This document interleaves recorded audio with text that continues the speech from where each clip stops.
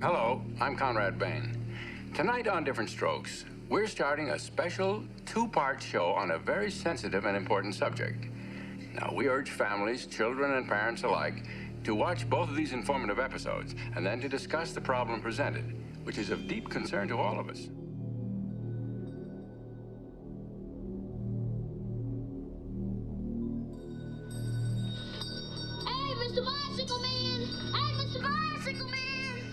The man's name is Mr. Hort. Right. Hey, Mr. Bicycle Man! That show was very unsettling for me. I couldn't watch it. I didn't want to be around it. I asked him, don't write me in. Please write me out of most of this. Give me a bite, please. Please. Don't just stand there. Help me grovel.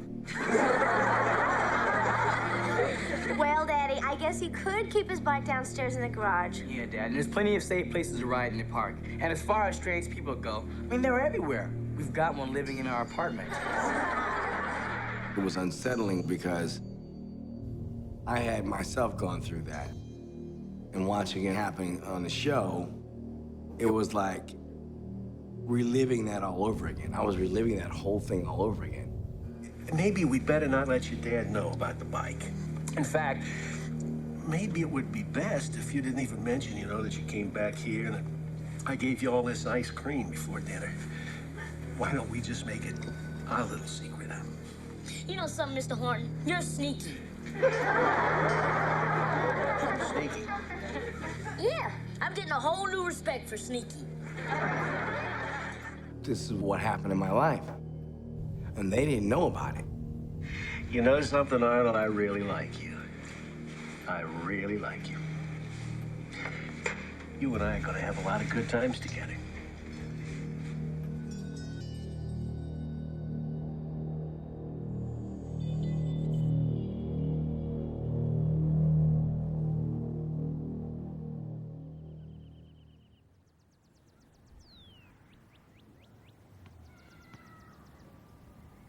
We met when I was a baby. I was 14, and he was 17. There was a school.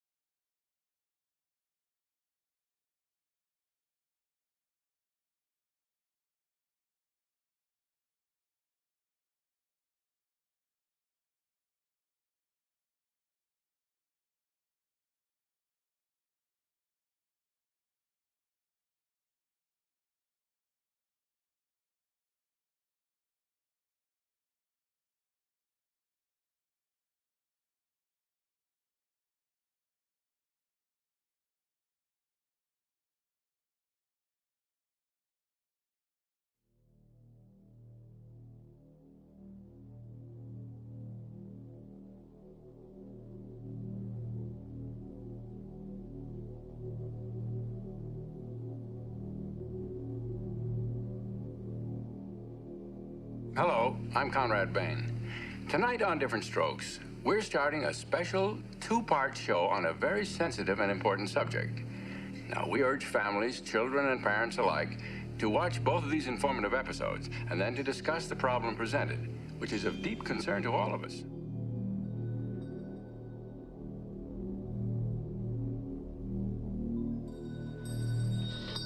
Hey, Mr. Bicycle Man! Hey, Mr. Bicycle Man! The man's name is Mr. Hort. Right. Hey, Mr. Bicycle Man! That show was very unsettling for me. I couldn't watch it. I didn't want to be around it. I asked him, don't write me in. Please write me out of most of this. Give me a bite, please. Please. Don't just stand there. Help me grovel. Well, Daddy, I guess he could keep his bike downstairs in the garage. yeah, Dad, and there's plenty of safe places to ride in the park. And as far as strange people go, I mean, they're everywhere. We've got one living in our apartment. It was unsettling because I had myself gone through that. and watching it happen on the show, it was like reliving that all over again. I was reliving that whole thing all over again. Maybe we'd better not let your dad know about the bike. In fact, maybe it would be best if you didn't even mention, that you came back here and I gave you all this ice cream before dinner. Why don't we just make it our little secret, huh? You know something, Mr. Horton? You're sneaky. Not happy. I mean, he was disappointed, but he was okay. But I think it was a dream of his from the time he was that old, 12, 13, 14 years old. So when he got an opportunity, I couldn't say no. Graduated high school and left for California.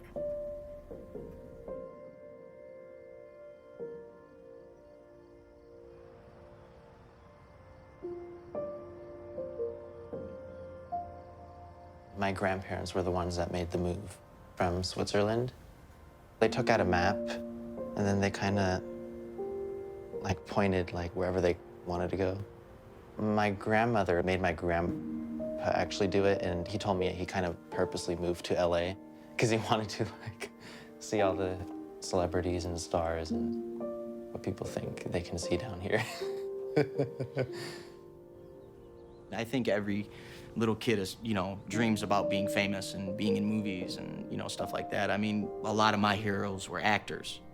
Johnny Depp was, the biggest at the time. I mean, and just everything that, he was able to do, the different personas that he was able to take on, that fascinated me. Everyone had always said, as growing up as a kid, oh, Mike should be in modeling, or Mike should be in acting, or it was great. So I got a good manager, and I booked tons and tons and tons, especially print. I mean, it was like I couldn't stop booking it. Yeah, he was thrilled. He was excited. We're from a Midwestern town, and that was really something new and something different, and Michael seemed to be thrilled with doing it. I had a good life growing up. Started doing operas and stuff like that with my grandmother at the Houston Grand Opera. I remember going out at the very end of the opera and holding a sword up in the air. And everybody, it was the very end, going up and holding a sword, and everybody stood up and clapped and started throwing flowers and everything. It was just, and the sound of it was just amazing. The sound of the crowd. And that's probably the happiest acting memory that I have, the happiest experience that I have. I started developing an interest in acting and started taking acting classes in Houston and got an agent. I don't know where you want to go. I don't know your venture. Look, this is California. This is where you make it. This is it. You know what I mean? This is where it all starts. People try to die and they try to get here. You know what I mean? You here, so wish you luck. Thank you very much. Wish you luck. Just the love of movies and film, and I just kind of grew up with it ever since I was 5 years old. I was in What's Eating Gilbert Grape. I was in a couple of other films, and I was in The Apostle with Robert Duvall and Farrah Fawcett. It tells me of a Savior's love who died to save. The audition process was we met up with Robert Duvall, and he sat at a piano. My little sister and I sang some songs with him.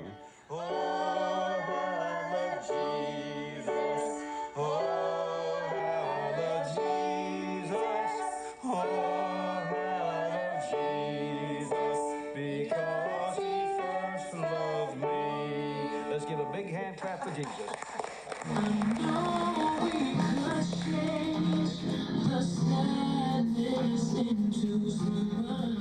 I've always been singing, since I was 3. I remember him taking afternoon naps, and he would wake up from his nap and he would sing. We thought he had a very good voice, but then we heard it from friends and even from people. We go to a restaurant and Evan was singing and people would just come up and say, oh my God, how cute he is, and he has such a good voice and he has a talent. You should do something with that talent, I wanted to perform. I wanted to be part of that in crowd. I wanted to be friends with stars. so I could tell everybody else that I have friends who are celebrities.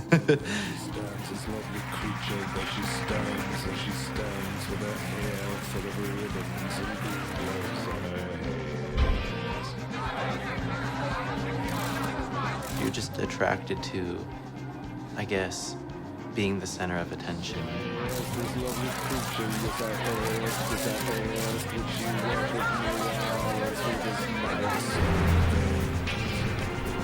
was the kid most likely to be a star. I was Mr. Entertainment. Long blonde hair. Hi. Can I borrow your towel? Yeah, sure. Thank you. Probably play the bratty, person your mother warned you about. Yeah, I look very young, so when I was 12, I could read for 8, 10, 9, and that's what LA looks for, Like now, I could probably play, 25 or 30, I'm sure. You've made an awful lot of money for the movie companies, and I would hope that you've gotten a nice big chunk yourself. You're doing all right, huh? Yeah, I'm doing okay. What do you want to do when you grow up? It's tough. It's not as easy and glamorous as everybody thinks it is. My name's Mason Gibb, and I'm 6.5 years old. If you don't understand right away that you're going to get a million no's and maybe one yes, if you're lucky, maybe, you know what I mean, then you shouldn't be in this business. As a child, especially, you're having a door slammed in your face every day, sometimes 6 times a day. You could go on a year's worth of auditions and not book a job. And that gets very frustrating because you're not seeing any benefit from what you're doing. If you're watching this DVD or video, you're probably a parent looking for information related to launching a career in the entertainment industry for your infant, child, or teen. There's a lot of managers now in the business. When I first came to town managing kids, I was the only one. No one else managed children. They never heard of it. They looked at me like I was crazy. Several of the established agents wouldn't even talk to me. I must be a terrible person if I was coming with all these kids. It took a while to establish that children need management just like everybody else. I'm one of the founding members of the then Screen Actors Guild Young Performers Committee, now SAG-AFTRA. And I have been the chair of the committee in the past. Now I'm just a foot soldier. Children are mostly willing to listen. They're ready to absorb things. They haven't yet developed any preconceived ideas about who they are and how they're going to get somewhere. We try and advise them what directions to go in. And when you're doing that, you're managing the parent as well. When parents enter the entertainment industry, they are typically entering the industry because their child has asked them to, because it's a dream of their child, or because someone has approached them and said that their child was somehow suited to the industry. They don't have any idea how the industry really works. A lot of kids I knew had gotten emancipated because of they wanted to have the studio see them as an adult, so they wouldn't have to pay for set teachers and have to have their parents on set, etc. Like, you're more likely to be hired that way. The actor is responsible for their headshot and their resume. So my pet peeve is the actor that comes in and says, "Oh, my mom has that in the waiting room." Your mom should never have your headshot and resume unless she's picking them up from the print shop. Once you are 8, you are responsible for your own career. The internet changed everything for us. We were quite surprised to find our own children's pictures were being sold on eBay. Just the regular headshots, not anything salacious, not even anything erotic.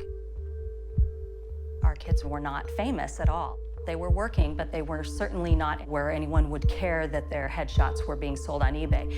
And yet it became clear that they were, and they were being sold for a lot of money.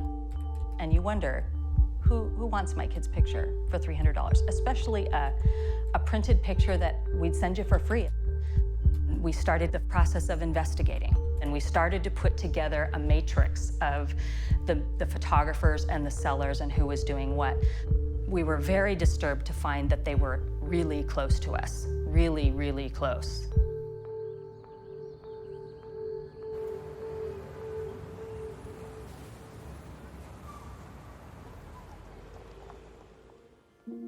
My cousin Darian, he was working all the time. Like, he went to 50 auditions, like, in a span of 2 months or something. Seemed like he was actually, moving up. Well, the way it happened is because of his cousin. You know, he was already signed with a manager.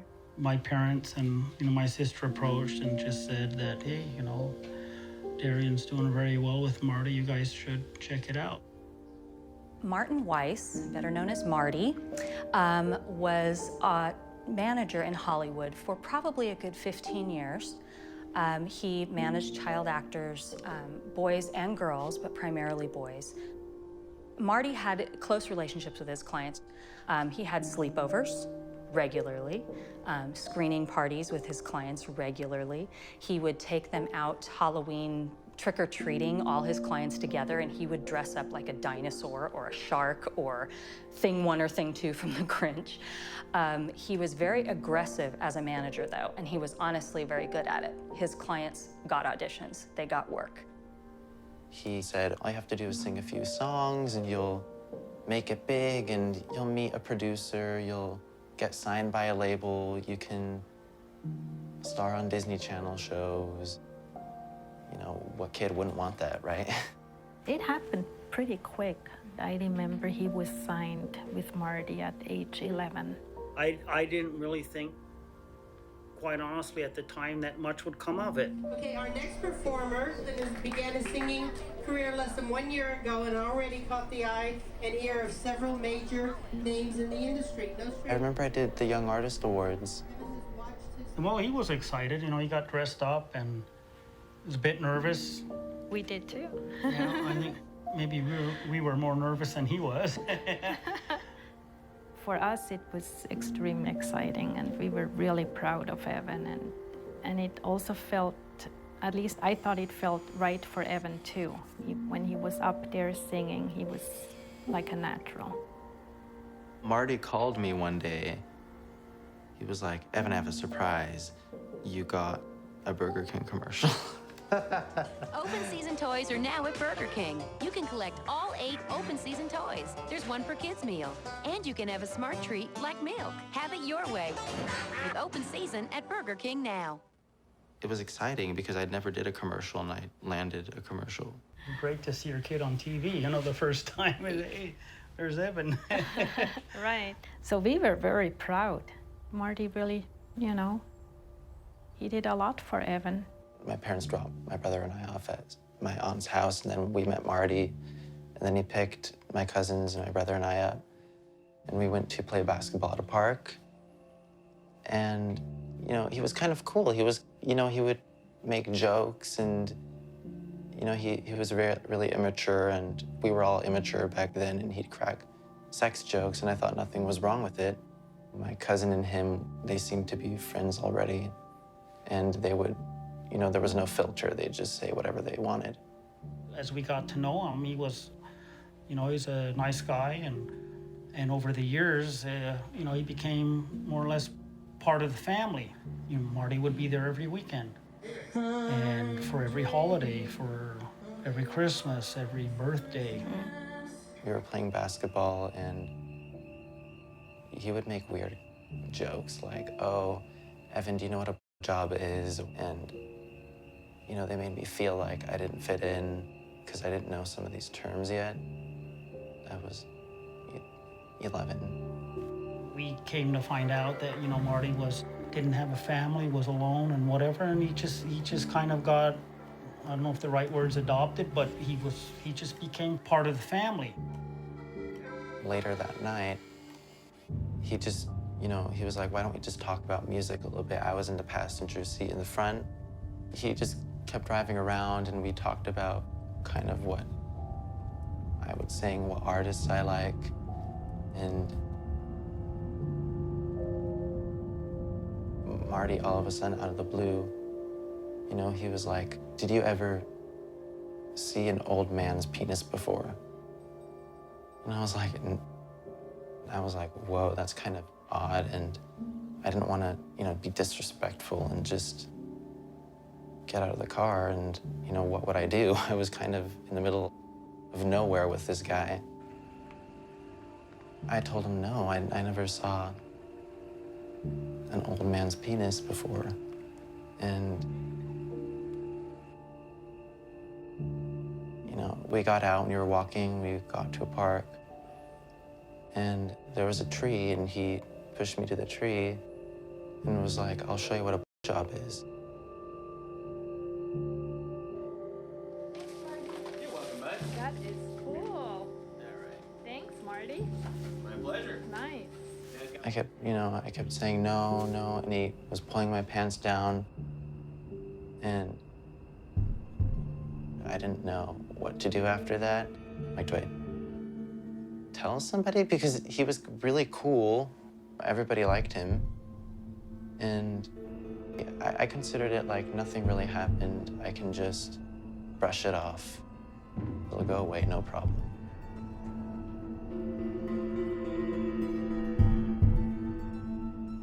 Around November of 2011, I became aware of this issue of child abuse in Hollywood. You have young children who are aspiring actors. Because of these aspirations, they end up being somewhat easy targets. Some cases have parents who set aside normal cautions and allow their children access to adults when parents might normally be alarmed. Any actor is vulnerable in that position. Actors put themselves in the hands of coaches, agents, managers, publicists, and by and large trust them. You know, being up sometimes really early to go to these auditions and stuff. That was when Michael Harrod approached me and said, you know, well, you can come and stay at my house with, you know, the other guys that are there. He had 3 other guys staying in the house with him that were his clients.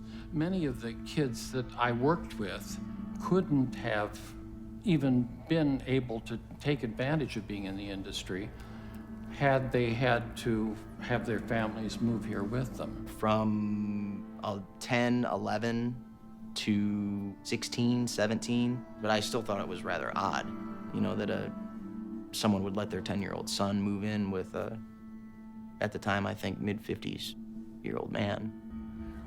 I do see the possibility that things can be misinterpreted, and I try to be very aware of that. No matter how closely you're working with someone, and you do work closely with clients in these situations, there still has to be that professional line in there where you say, we're not stepping over this. We worry about stranger danger. Don't let your child be alone with a stranger. And everyone really tends to think that a pedophile is kind of a rapist. But really, that's not how they work. They employ a process called grooming that is a slow, meticulous way of convincing a child and their parents to trust them.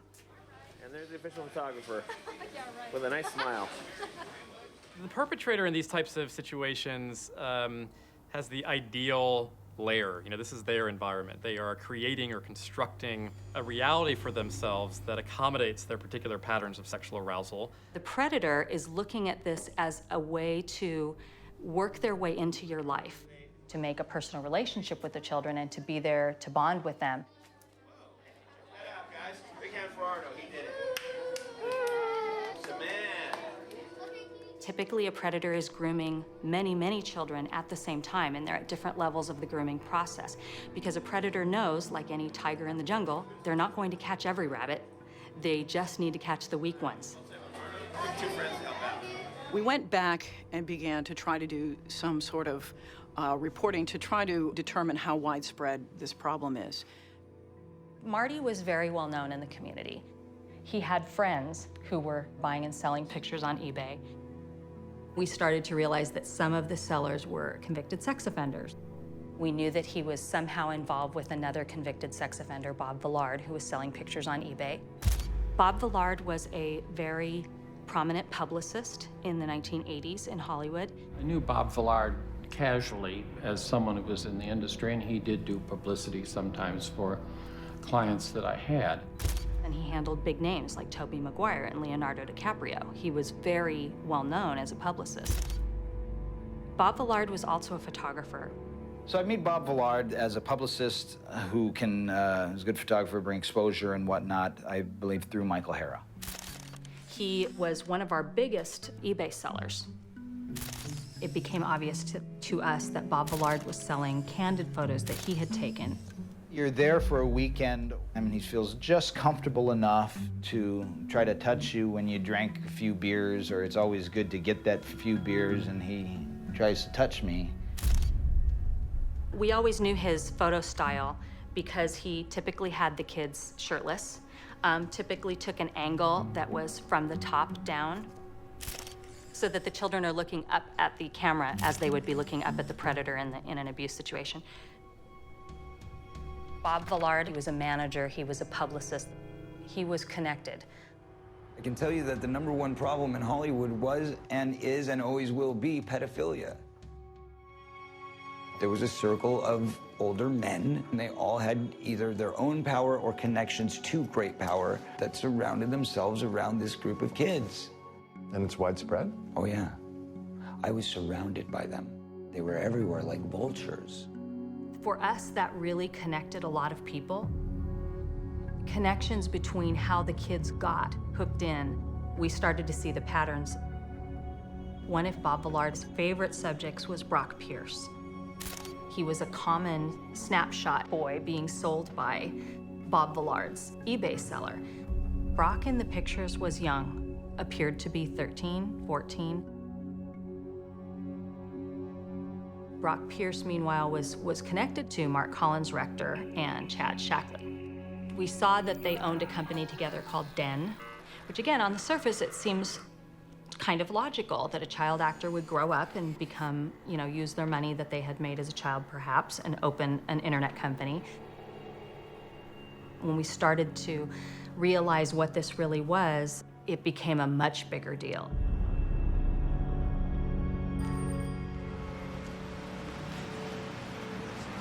I was a New York City police detective, went to college and law school, became an investment banker, and then I backed into writing. I've broken very big stories over the years. Been very fortunate to break big stories.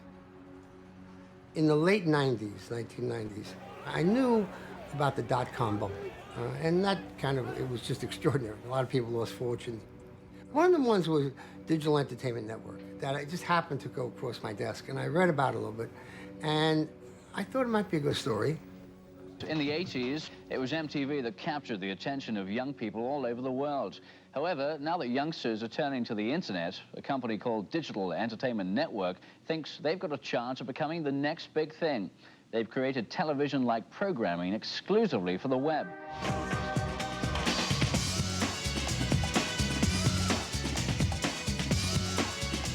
What makes Den different than other internet companies that have come before it? It's a fusion of the marketing power of Madison Avenue with the technology of Silicon Valley and the entertainment of Hollywood. They were aiming their programming primarily for young people. So it was a whole new concept. The majority of young people today are not finding themselves reflected in television.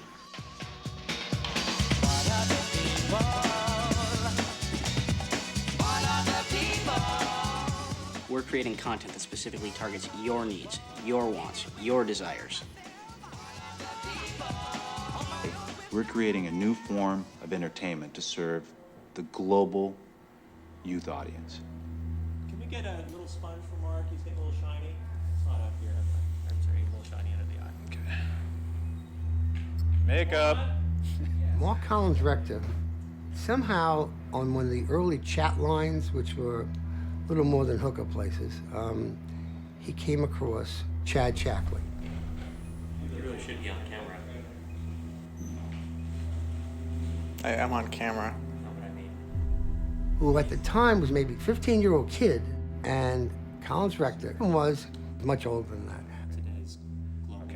Mark Collins Rector moves to be close to Chad Shackley, and then they start, for lack of a better word, dating. Eventually, Chad moves in with Mark Collins Rector. Chad and I had to jointly develop Concentric Network Corporation, which was one of the very first internet service providers. And then they brought in Brock Pierce. Now, how Brock Pierce eventually landed there is anybody's guess. A friend of ours introduced us to Brock Pierce. And Brock, at the time, was producing his first independent feature. He'd been an actor for many years. And together, the three of us completed what was eventually to become Den. Everybody was just throwing money at these companies. David Geffen, I believe, put in $250,000. Bryan Singer, he had 50,000. Michael Huffington put about $5 million into this. It must have been 150 million that was pumped into us. Now, 15 years ago, 150 million was still a pretty good piece of I change. need somebody to ask me a question so I can give you an answer. Is that Jay? Come here, Jay. Drill me on camera. He was flamboyant. I mean, everybody told me he was very theatrical, very dramatic. He had a very good way of getting his way. Think about this. He takes a 15-year-old kid from his parents to move in with him. That's Chad. Most of us would be afraid to, even if we did, whether it was male or female, you'd be terrified to even ask that question for fear that they're gonna come and take you away in handcuffs. Surely you have something out of all this bullshit you can cut 5 seconds out of to get from me, right? Yes. All right. Yes. They had a great idea. Their idea was to make their own films and put it on the internet. Well, lo and behold, that's what Netflix is doing now. Of course, it's 15 years later. The problem was the internet or computers did not have the capability for that. But meanwhile, they were paying people money and filming as though it were a major studio. I was called to go out for an audition for the show, Royal Standard. I am 14 years old, and I started acting when I was about 5 years old. I enjoyed a lot, so it's a fun thing.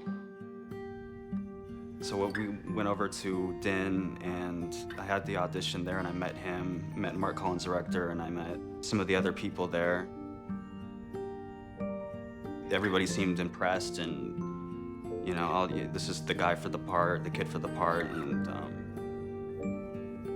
yeah, that had never happened before, just getting hired on the spot like that. I thought he was nice. Thought he was a nice guy.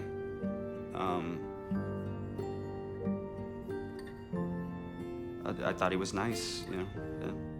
How I feel about working on the Royal Standard set, it's great. Crew's wonderful. It's a lot of fun working on green screen. I get to learn some martial arts more than I already know, so it's lots of fun. It's wonderful.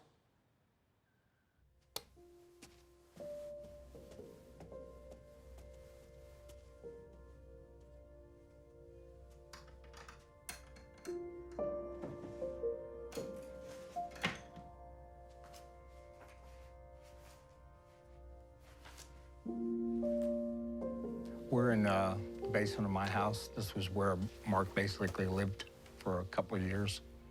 But he spent most of his time down here. He was kind of like a hermit down here. This is where he hid out.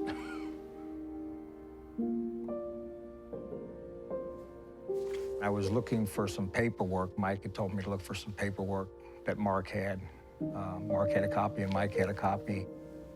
Came down here and I found these documents. I found Mark's deposition. Mark states, I met Michael Egan in '99 when I moved to Los Angeles. He called us and told us that he was working for a company called Den. I know he was really happy about that. It was a big step for him. Mike was with him at the time. I had already met Mark Collins' director, Chad Shackley and Brock Pierce, at a graduation that we had for our private school. There were only a few people in my grade. Scott Shackley was Chad's little brother. So I was introduced to them, and then they gave me a job as an actor at Den in a TV show. Was that good? Was that good?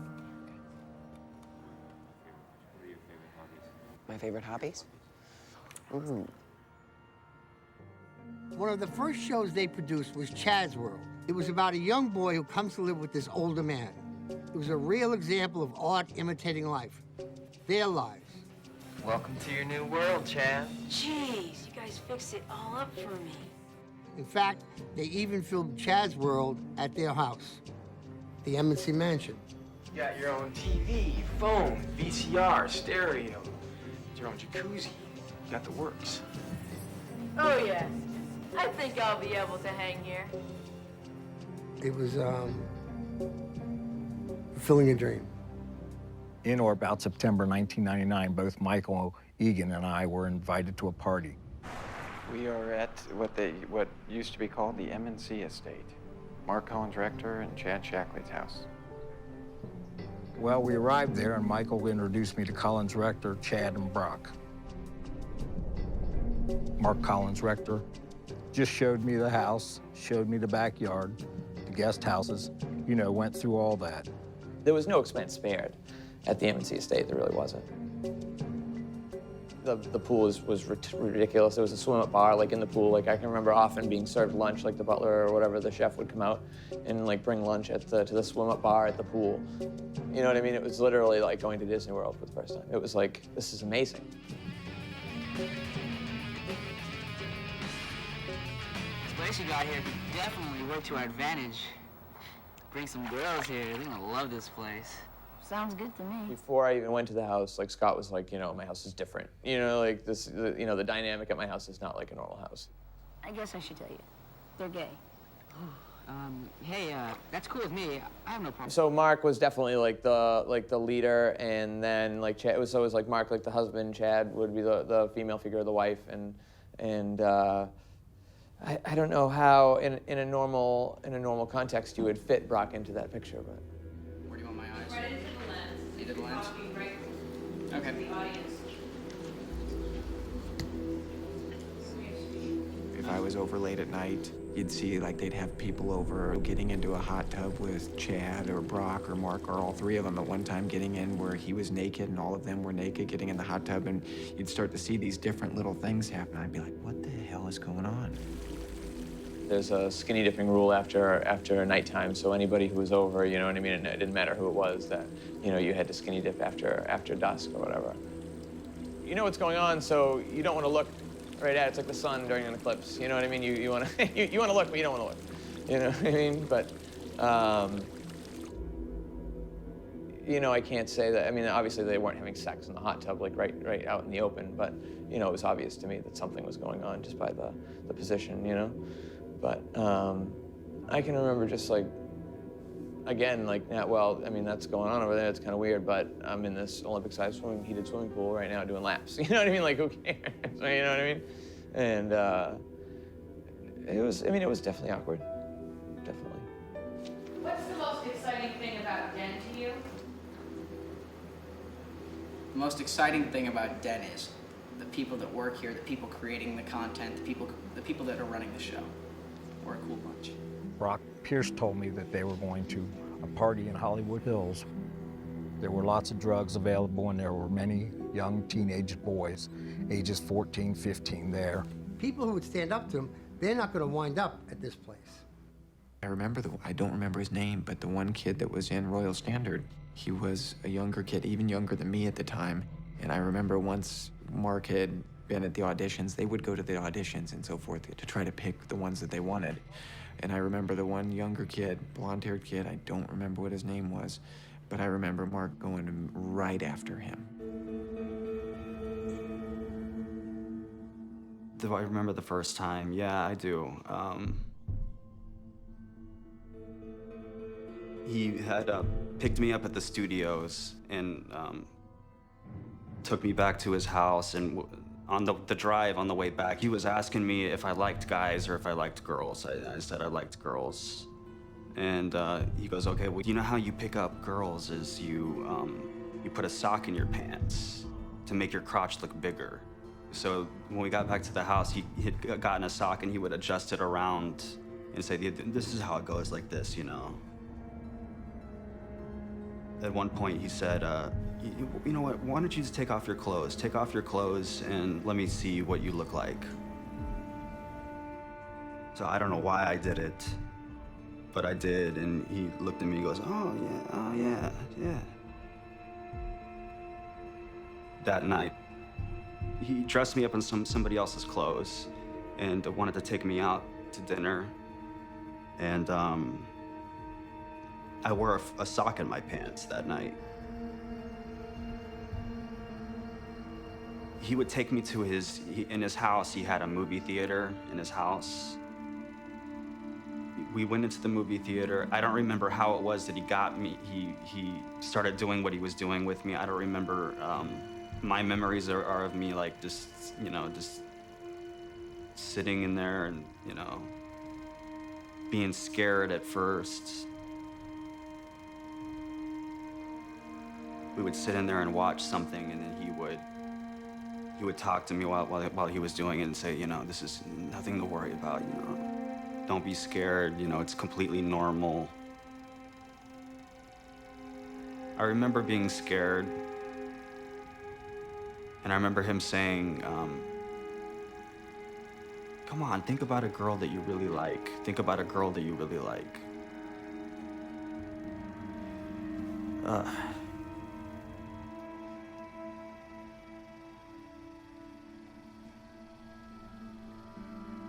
Royal Standard, you know, it's a good series right now.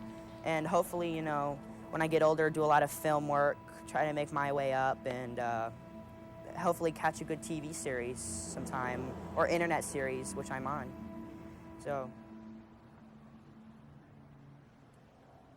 We know that in child abuse, the power dynamic is tilted. You have an adult who's preying on the child, who is manipulating the child. They tell me in interviews that they're fearful of professional reprisals, and they're fearful of never working again.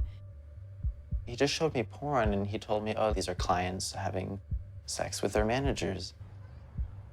These 60-year-old men having sex with 14-year-old clients. He just told me this is normal, like this goes on all the time. This is what you have to do. Everybody does this, everybody who manages children. And he would tell me that constantly, oh no, you like it. And at some points I believed him. He would say, we could call it this guy. He would be glad to meet you. And he showed me this whole business of people that would be mad at me if I told anybody.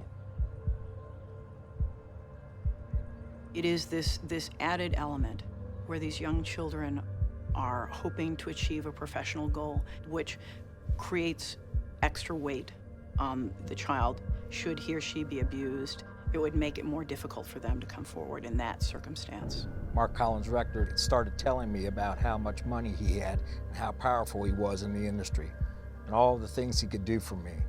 And that if I screwed him over, that I would never work in Hollywood.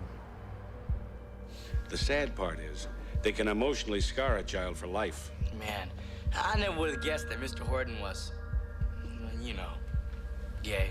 Well, he's not, Willis. You know, that's the common fallacy about child molesters. They're not gay. They're only interested in little boys or little girls, not adults.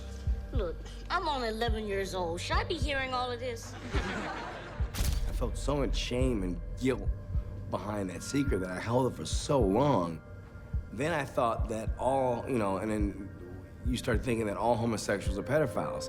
You know, oh, guy's gay, or he's a pedophile. I have to watch out for him. He may try to get me or something. People should get this clear. These people are predators.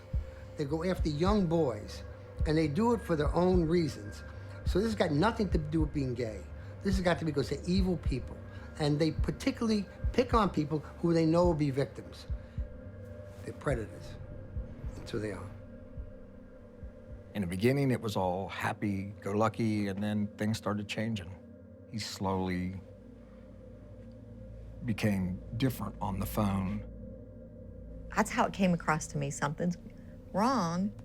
Something's not going right, because I can tell when he's not 100% Mark. Suddenly, he's not so happy. And suddenly he wants to come home. I never knew what that was about. Hi. Hi, honey. How are you? All right, shall we So, go in? Your buddy's here. Is that? Mr. Hubb. Very excited. So have you been to this house before? Yeah. Isn't this awesome? Never been to a party here, though. You've never been Have to you? a party? Yes. Some good ones? Several. Like, how crazy do they get? They would have big parties very often.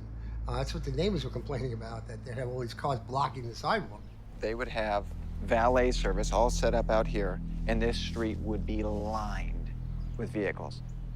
Everyone was promoted to drink.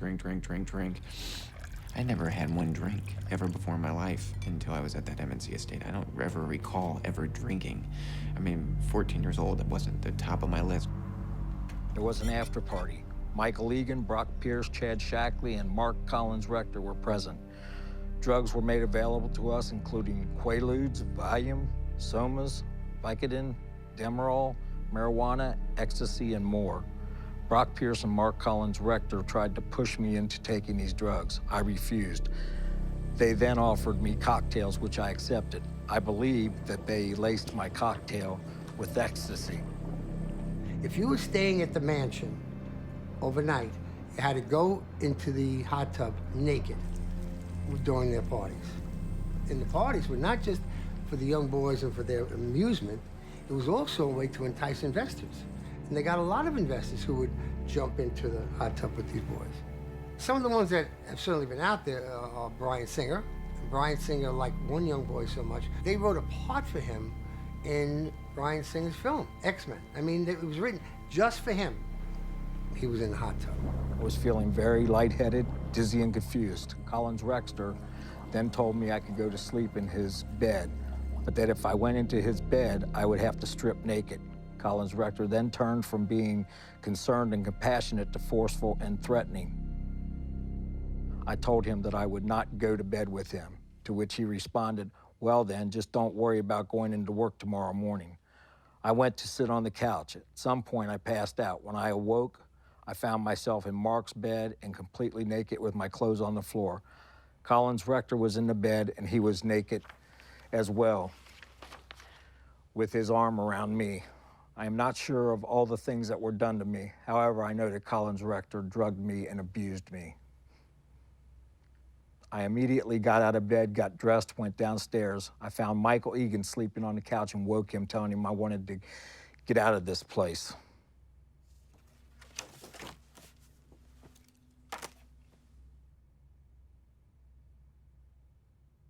I think the best way to describe this is a pedophile ring. That's what it was. Did all the investors know what was going on? Probably not. Did a lot of them suspect? Sure.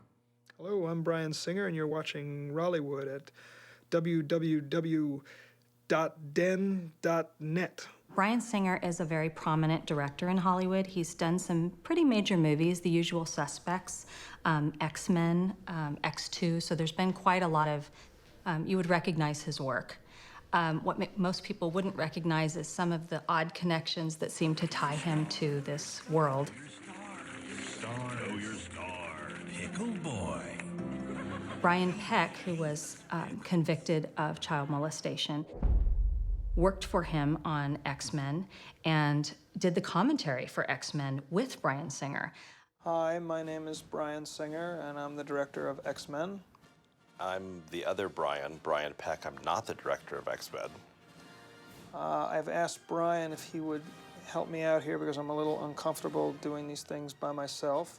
Now, you're going to see something very exciting here. One is Stan Lee selling hot dogs. My buddy Gary Goddard was the guy walking alongside in the flannel shirt. And the guy eating hot dogs is you. The fat guy in the Hawaiian shirt eating hot dogs. Hey, that's me. Thank you for, I'm on screen so long, thank you. You are. It's in fact, you are so imposing in the screen, people don't even see Stan Lee. I think the thing that appealed to me most about it was the idea that it was about anyone who feels disenfranchised, anyone who feels prejudice against them. I mean, it's really about a group of reluctant superheroes. Sort of their powers manifest at puberty, and they wake up one day and they're different from most of the people around them. And it's how they learn to embrace their extraordinary abilities and what's unique about them, and help defend a world that might at times condemn them. A number of people I spoke to who put money in completely denied that anything untoward was going on there. And it was as though they were from the industrial home for the blind. I mean, if you see young men naked in a hot tub when you're having dinner, or you're having dinner with naked young boys, or young boys who are, inappropriately dressed for dinner, and unless you're deaf, dumb, and blind, you say, hey, this doesn't taste right. Something's wrong here. These are not Pollyannas. These are very smart guys. Hollywood doesn't have any system in place to protect anybody, and children are way down on that list, I can assure you.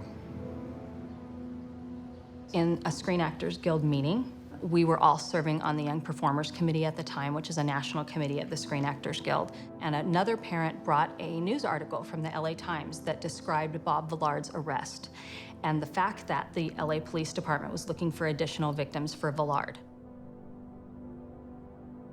And said, I request that SAG look into the idea of distributing this article or putting out an alert or something to their members, that it seems like something that's a safety-related thing that maybe we should let everyone know. And Michael Hara had a very odd reaction that day. He vehemently opposed SAG getting involved. Hara did not feel that SAG should be stepping forward, even in the wake of the LA Police Department asking for more victims. So SAG did not step forward and send that news out that day. Well, I don't know that we've hidden them. I would think you would want to not hide it, but you would want to protect the child whose identity is going to come out the more you play it out. A situation like this never helps anybody. And yes, the sooner we can get it under control, the better. But the less the child has to live with the stigma of it having happened, I think it's better for them, not only career-wise, but personally.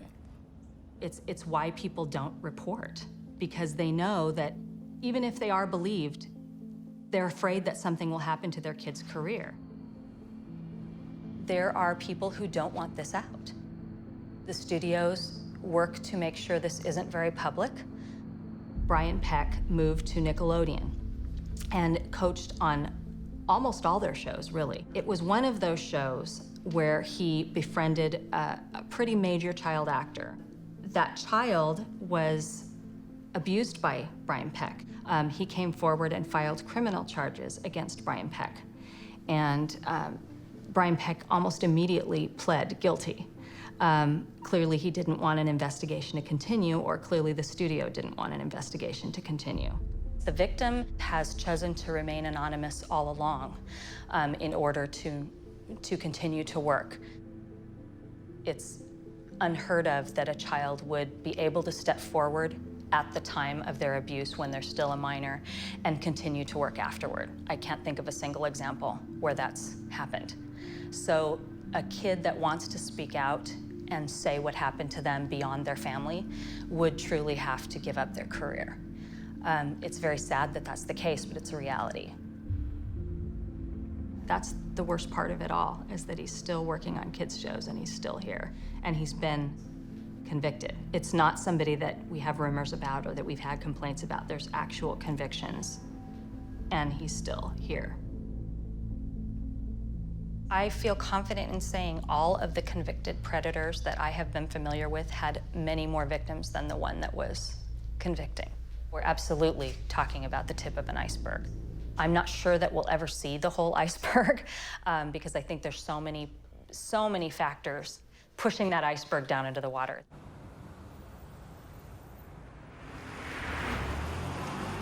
I think that sexual abuse doesn't get more attention because it's an uncomfortable subject.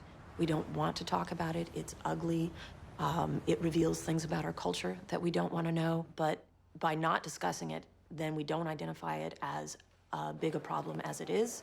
A lot of child molesters will, they'll have this defense or this argument that it wasn't hurtful or wasn't harmful. The child enjoyed it. Many of them actually use that type of language.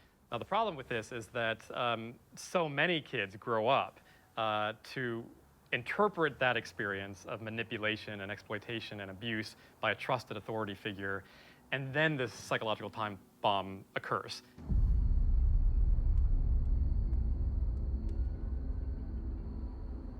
I ended up in a hospital for a little while. I start freaking out and thinking that people are, out to get me. And I was very, just suicidal. Like, I'd always fantasized about suicide quite a bit. I had a pellet gun that I would fantasize about using to kill myself. I remember sitting in my room and crying my eyes out and sitting in a corner with the pellet gun, just saying, why did this happen to me? Yeah, I guess you could say I kind of fell by the wayside and let LA suck me in. I had started doing drugs and got involved with a whole bunch of people I probably shouldn't have. Whenever I'd have any pain or anything, I'd drink. I'd drink and drink and drink and drink and drink. Didn't know who to blame or what to blame, and I completely just hated everything about everyone. I'm trying to leave that stuff that happened to me at Silver's Oak as far as behind me as I can. We had to have more. We had to have more and more because we didn't want to feel anymore. And we wanted to be completely numb of everything we were feeling.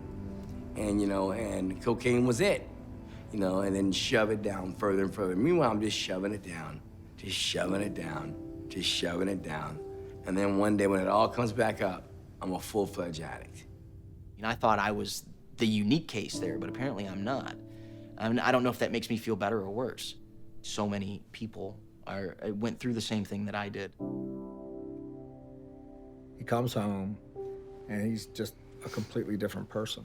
He never talked about going back out again after that. No. He never talked about returning. And he was just so introverted then. We didn't trust, where before, he didn't have a problem trusting people. He started drinking more often, and he would hide that from us. After he was back home, he said, "I gotta tell you something, Mom." And I said, "What? What's going on?" He said, "You know Mike, right?" I said, "Yeah." He said he was molested. I'm like, "What?" And he said, "What would you do if that happened to me? If that, what would you do as a mom? What would you do?" His drinking had gotten so out of control that even he knew. I mean, he knew. He couldn't work. It was just affecting his whole life. So we had to give him an ultimatum. So we just sat him down on the back porch and just said, "Mark, you got to get help or you have to leave." And he admitted, "I know I'm an alcoholic. I know that I have to stop, but I can't. I don't know how." I called the hospital and spoke to a nurse there, asked her about detoxing him and what it would take and how we would do it. And she said, by all means, do not let him stop drinking cold turkey. It can cause stroke, can cause seizures, can cause heart failure. Apparently Mark wanted to do it on his own, trying to go cold turkey. Because one day, Fred woke me up and he said, "Something's wrong with Mark." So I jumped out of bed and came downstairs. Mark was on the floor and he was had a rag, and he said, was wiping something up off the floor, and he said, "Dad, I swear to God, I'm not drinking. I swear I'm not drinking." But there was nothing on the floor.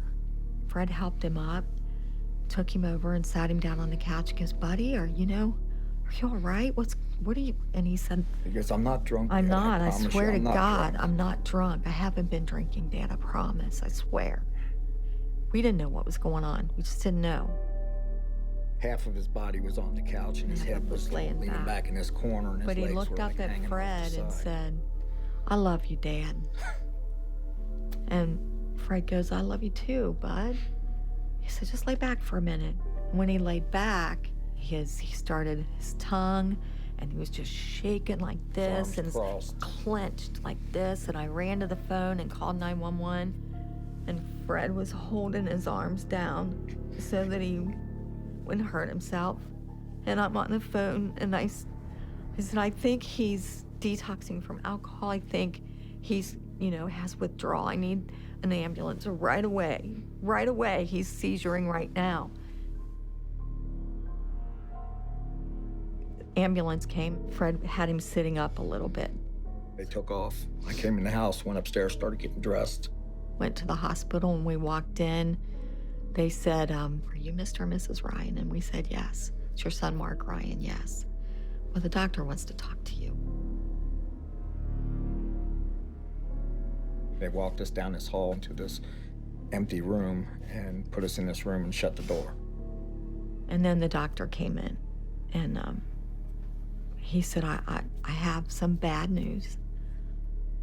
Your son's heart stopped on the way to the hospital."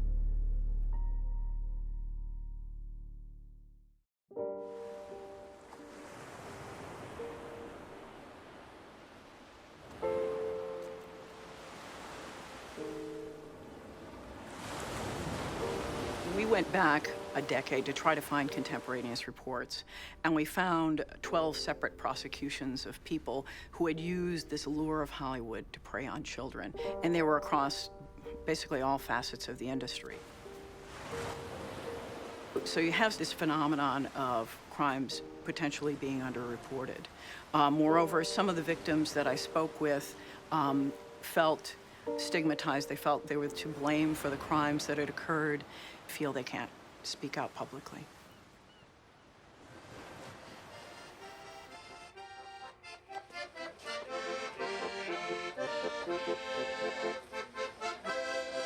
We thought everything was happy, everything was great. And then all of a sudden, one day, you know, Evan just said, look, you know, he wasn't practicing anymore. And I said, what? You gotta be kidding, you know, after everything like a shock, that you've gone through. And I was like, I don't like music anymore. I don't want to do anything with the industry, nothing.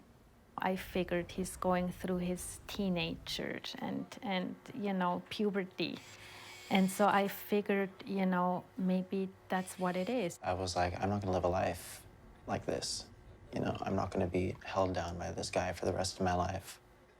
And I needed a way for people to believe me. I needed a way for my family to believe me. Hi, Nita. How you doing? Okay. Happy birthday, Evan. I'm getting massaged and it feels great. And I don't care whether or not it looks bad. Okay. It's above the waist. It's not bad. There we go.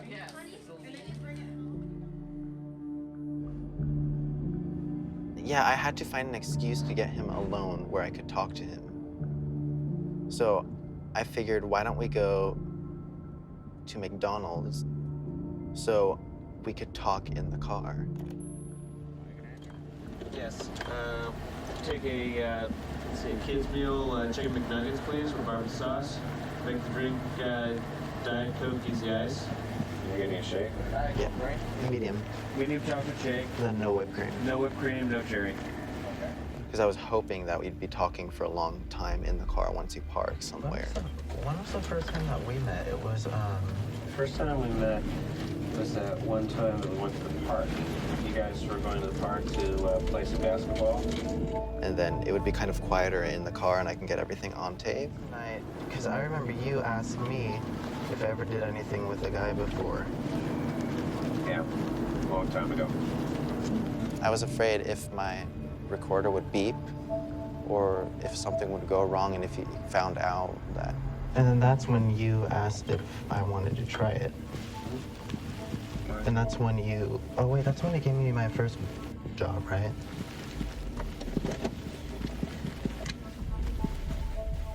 You're not recording this, right? No, I'm not. Thank you. Keep it this way, Adam. I never would have done anything with you if you hadn't expressed interest.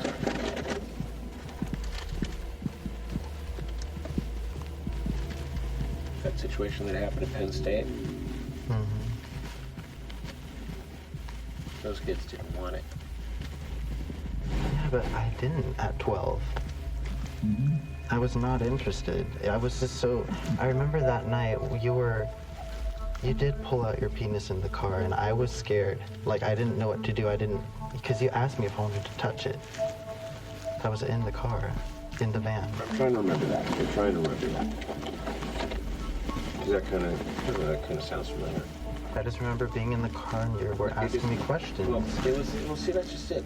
The questions were to determine whether or not it was something that you actually wanted to do or didn't want to do. I mean, If I didn't do it, I wouldn't go further in the music career, or I thought everyone did it. You would tell me everyone did it and that it's normal and natural. That's the normal thing to do if you're in the industry. Well, let's put it this way. It was, I'm sure I said that. I mean, it is a natural function. The only difference between us and the rest of the animals in the animal kingdom is that we socialize it.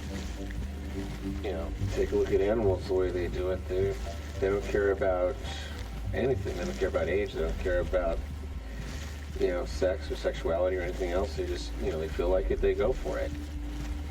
And as human beings, we put rules, regulations, and restrictions on it.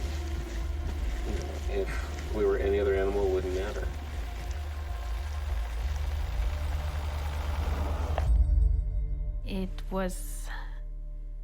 I was just numb when he told me. I was like, how could this happen, you know?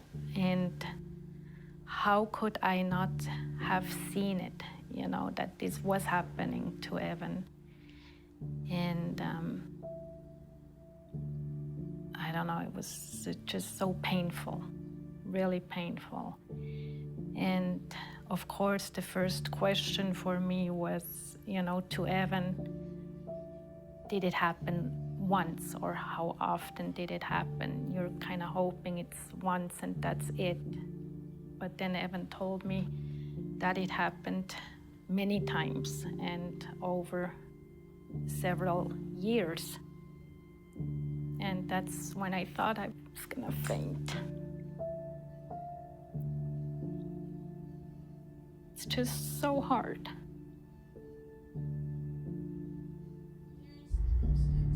He just seemed like a great guy.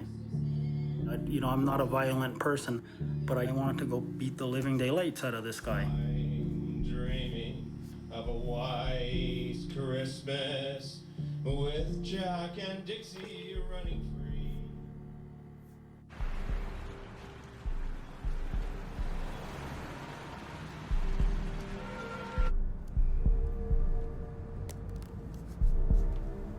The first thing that happened to bring the demise of Den was a lawsuit filed in New Jersey against Mark Collins Rector, Chad Shackley, and Brock Pierce.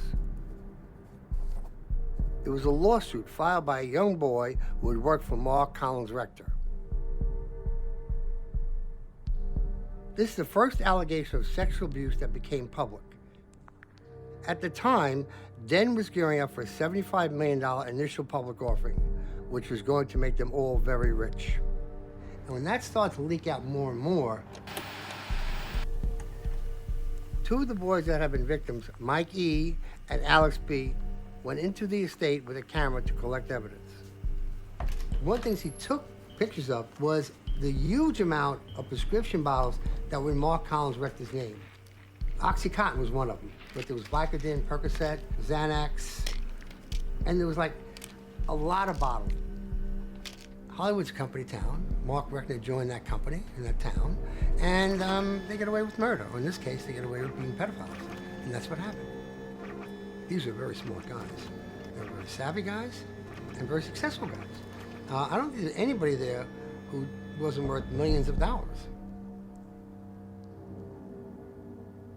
The investigation and the lawsuit started to leak out, and Mark Collins Rector started to panic.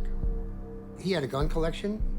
A number of boys told me he would point the gun at them just like that, whether it was a shotgun or a handgun, and say, you know what I could do? And he meant it, according to them. It's very scary for anybody to point a weapon at you. Nevertheless, if you're a young kid and your boss is pointing a live gun at you, that would be terrifying. They came home and explained what happened, and I started crying, and I said, this didn't really happen to you, did it, Mike? Did it happen to you? And my son got curled up on the floor in a corner and started rocking and saying, Mommy, I was just a kid. I was just a kid. And they threatened me, and I was just a kid. And I knew immediately that I had to bring someone and get someone involved. The police, the FBI, whoever knew I needed to expose these criminals. They were worried about being arrested. There was an FBI investigation. They had heard that. Somebody told them they were questioned about it. And when they learned that, they were in the wind. I was talking to Scott one day, and then, you know, I couldn't reach him for a couple of days, and then it was only a few days after that I was there, and then there was nothing. There was like literally nothing. Nothing was gone. Even I think the fountain, if I remember correctly, the fountain, there was a fountain in the front yard. Even the fountain was gone. And they went to different places in Europe, hopefully to avoid being arrested.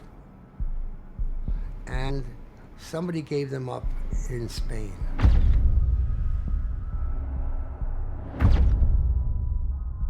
Chad and Brock were released quickly, But Mark was in prison for 1.5 years waiting to be extradited to the U.S.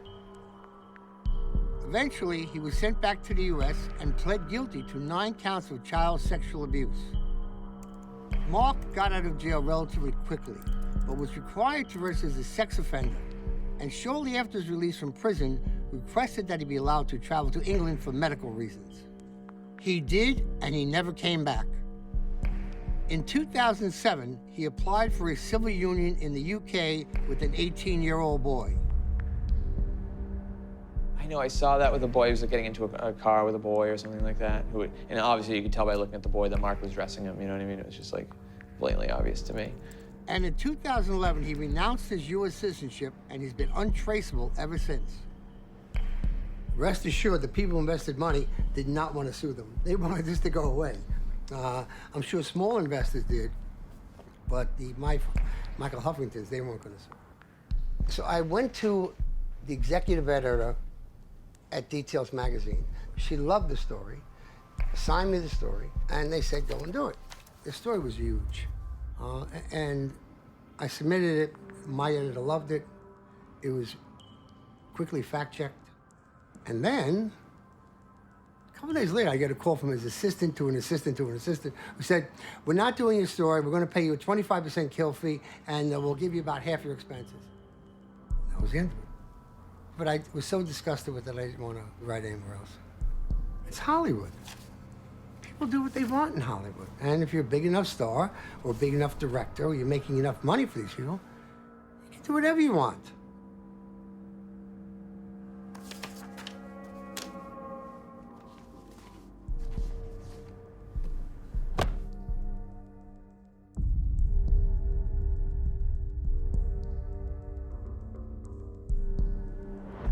Martin Weiss was charged with multiple counts of lewd acts upon a child. He was charged with 1 count of a forcible act upon a child under 14, 2 counts of continuous child sexual abuse, 3 counts of sodomy with a person under 16. You see Marty walk into the courthouse, and he was in chains, he was in shackles, and he was a lot grayer. Now I had to go up on a stand and, tell people, along with Marty staring at me, what went down. He insisted that he wanted to go up there. It was a very, I was very proud of him, what he did. I don't need this pain in my heart by being mad at someone my entire life, but it's more a matter of, telling the truth for me and saying, okay, what you did was horrible. I don't know. I just felt like I need to move beyond it, and I don't need to feel that pain. And if he can accept it, that what he did was horrible and could move beyond it, I could forgive. The maximum sentence for the charges that were filed was approximately 14 to 16 years. Generally speaking, it's unusual to get the maximum sentence. He pled to 2 counts of lewd act with a child. He pled to 2 counts of sexual abuse. So it was clear it wasn't a one-time thing. And in exchange for pleading to 2 counts, which is much more severe, he was sentenced to 5 years formal probation, 365 days in the county jail. He had to go to sexual abuse counseling. He had to stay away from Evan. He had to stay away from children. And he has to register as a sex offender for the rest of his life. He was arrested in December or late November, and then he got out June, 6 months. They almost never serve the full day-to-day sentence in county jail. 6 months is a joke. It's a joke for what happened. In any case, to ask a DA whether or not they think that they were completely successful in protecting the community from any future crime is impossible for us to answer. I can't truthfully say or honestly say that I stopped any future crime. I wish I could. I wish I could in every case. But I can only do what the law allows for us to do. Unfortunately, to get bad people off the street, yeah, we need it could have been a lot better. He could have served much longer. In that way, the system did let me down, and they're letting other people down. He told me that there are other people that he was doing it with.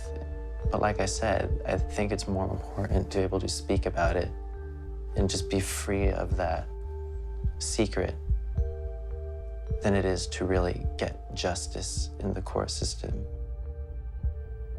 There's a moment in the book where you, to a degree, introduce Corey to one of his abusers. Do you Yes, take responsibility for that emotionally? Yeah, and you know what? He asked me to take responsibility for that on the show, and I did. This is going to be a painful process. The dust is coming out, the cobwebs are being cleared, and people are going to know that we all play a part in this story. And it's what part are you going to take responsibility for? This last year, we sponsored and passed a bill called the Child Performer Protection Act. The bill will do two things. One is make it so that sex offenders cannot work with children in Hollywood, because right now that doesn't exist at all. The second thing it does is requires a permit for people who work significantly with child actors, such as managers, publicists, photographers. All the people that we've seen get convicted would now have to be fingerprinted and cleared and get a permit, so the state would be able to track them and prevent them from continuing to work in the industry if they're caught doing something bad. I have to confess that I haven't signed up yet myself, and I should go and do that. I don't know. Is it going to be effective? We have yet to see. There's nobody running around saying to me, have you signed up yet? Why not? I just think in many cases it's a situation where somebody isn't thinking. The parent has become trusting where they shouldn't become trusting. Regardless of how good the situation looks, your job is to protect your child. But I still think it behooves the agent, the manager, the publicist, whoever it is, to know where that line is and not cross it.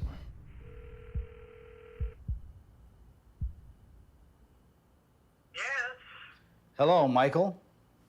Yes. Hi, this is Joey. Well, hello, Joey. Yeah, how are you?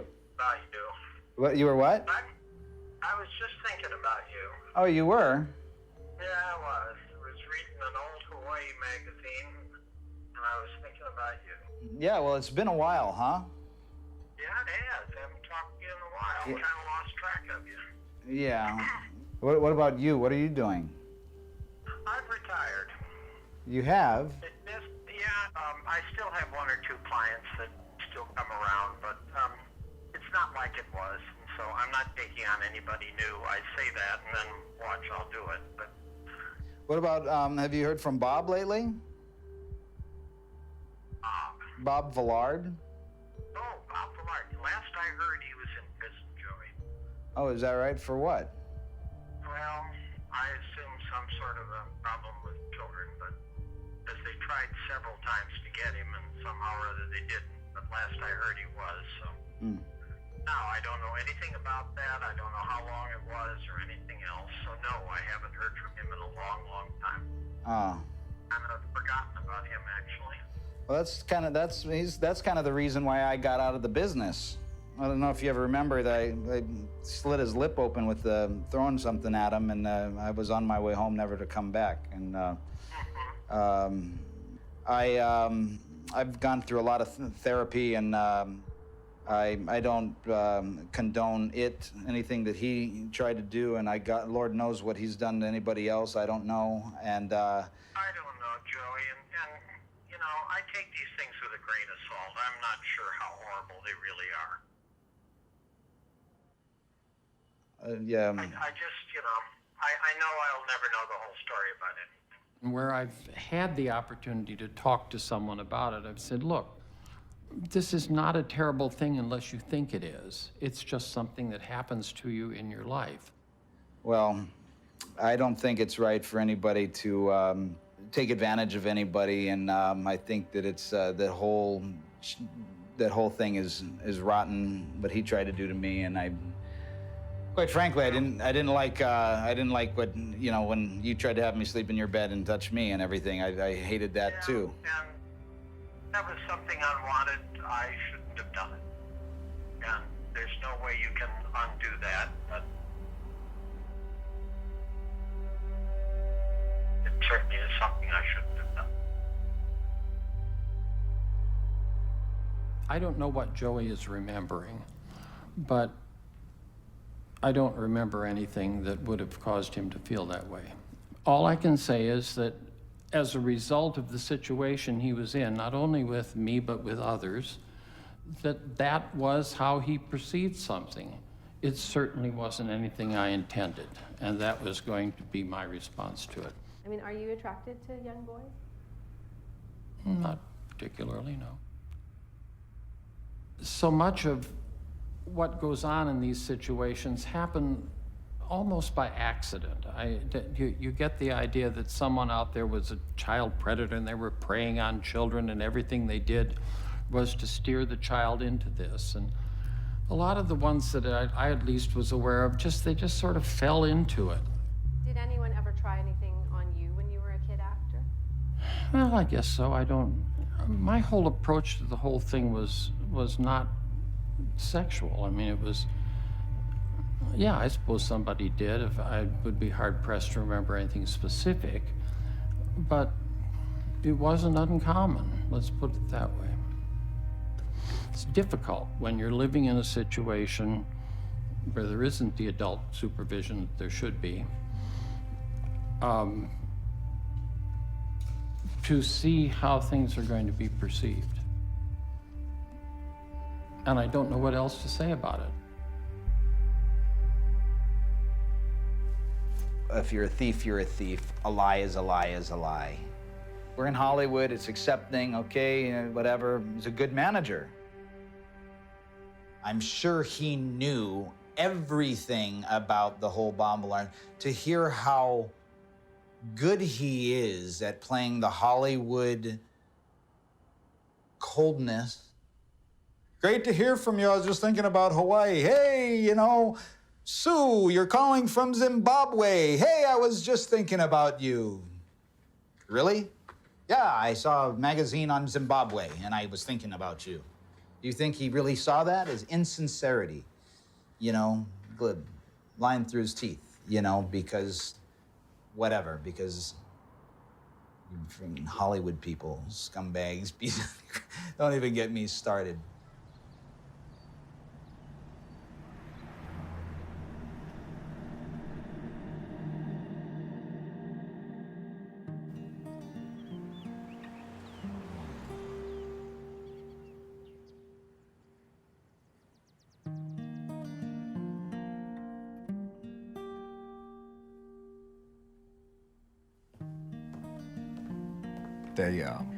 They finally let us go back and see him in the emergency room. And the doctor said that he's non-responsive to anything. They worked on him for about 8 to 10 minutes, trying to start his heart and keep it going. Without oxygen for that length of time is probably worst case scenario. And the doctor said if he doesn't respond within 72 hours, he's probably not going to. Well, me and my wife are, you know, we just take it one day at a time. We've had so much happen since we were kids, and then getting married and having kids, that we just take life one day at a time. And I would sit on one side of the bed, Jan would sit on the other side, and we'd both hold his hand. And it was like just holding a piece of meat. The second day, one doctor pretty much had given up on him. Yeah, you need to make a decision. And he kept pushing the 72-hour thing. And I was like, your 72 hours don't mean a damn thing to me.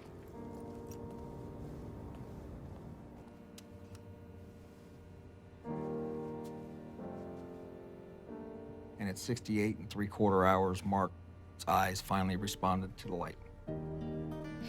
So. Yeah, and then he opened his eyes. And he opened. Yeah. But then there was no way in hell that anybody was taking him off the machines. Hey, buddy. How's it going? How you doing? Yeah, give me some of that. What's your other arm, huh?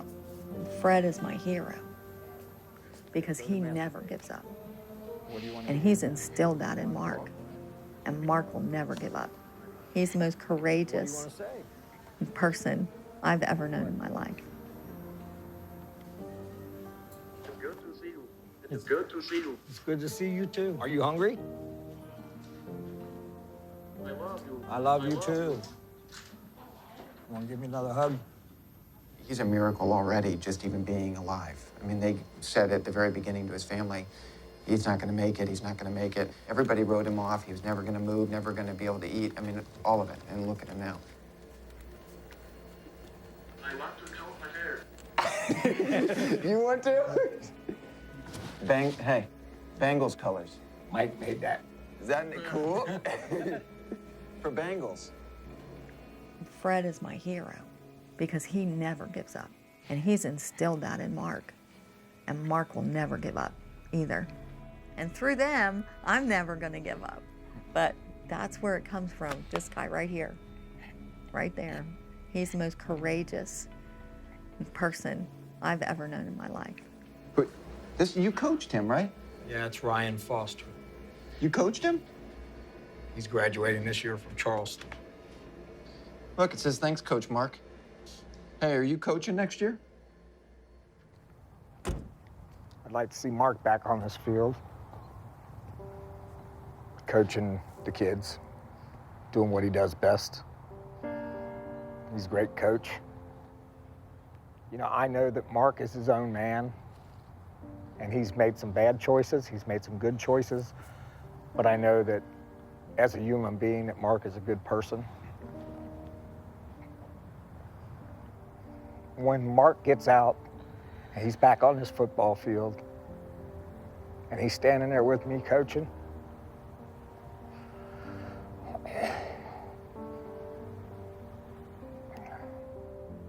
God can take me then,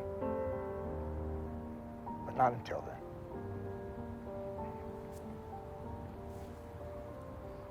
So that's what I want.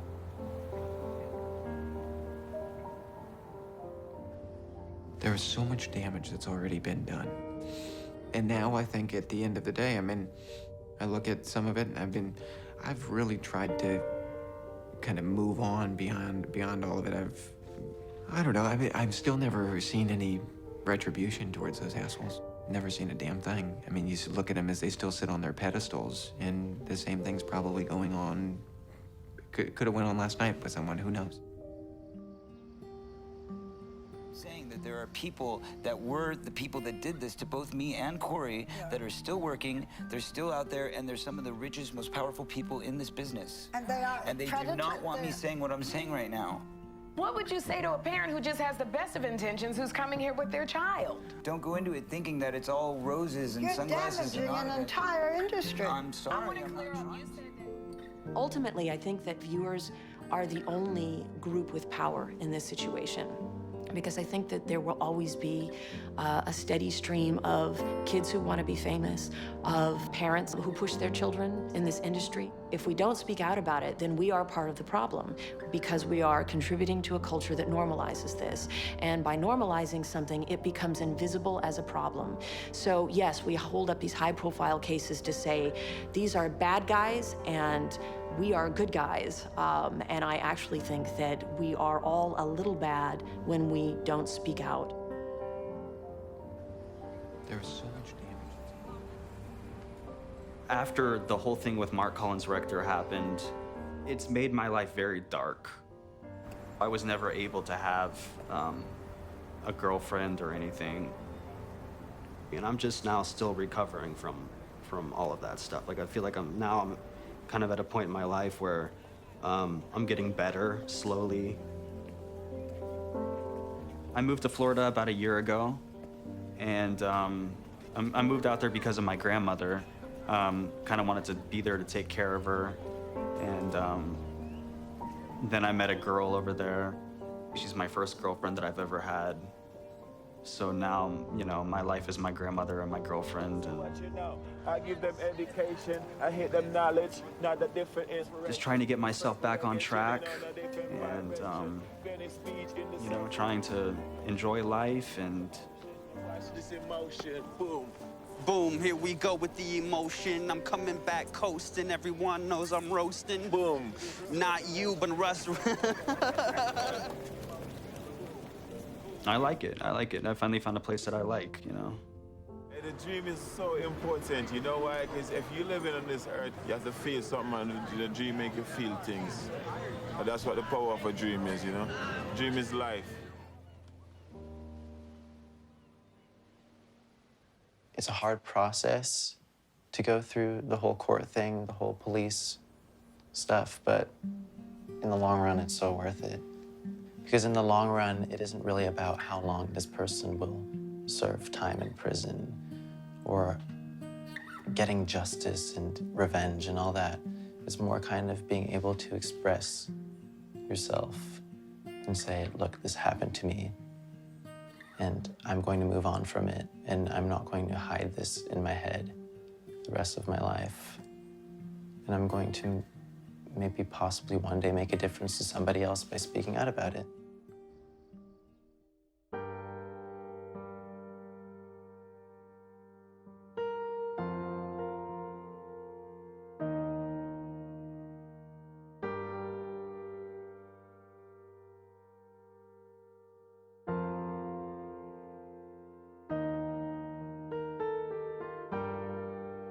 Taking over the light now.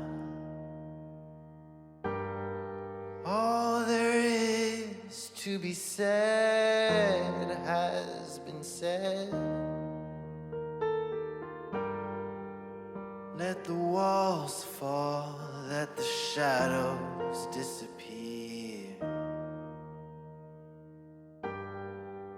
Let our story start from this moment here. This is a call to arms, this is a call to arms, you know. This is a call to arms, this is a call to arms, you know.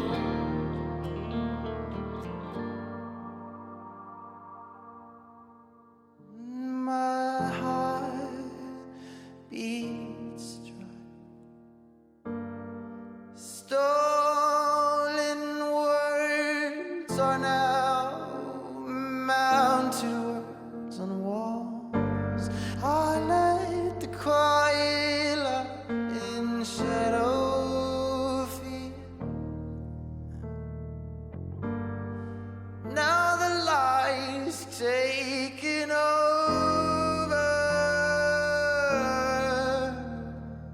This is a call to arms. This is a call to arms. You know. This is a call to arms. This is a call to arms. You know. This is a call to arms. This is a call to arms. You know. This is a call to arms. This is a call to arms. You know.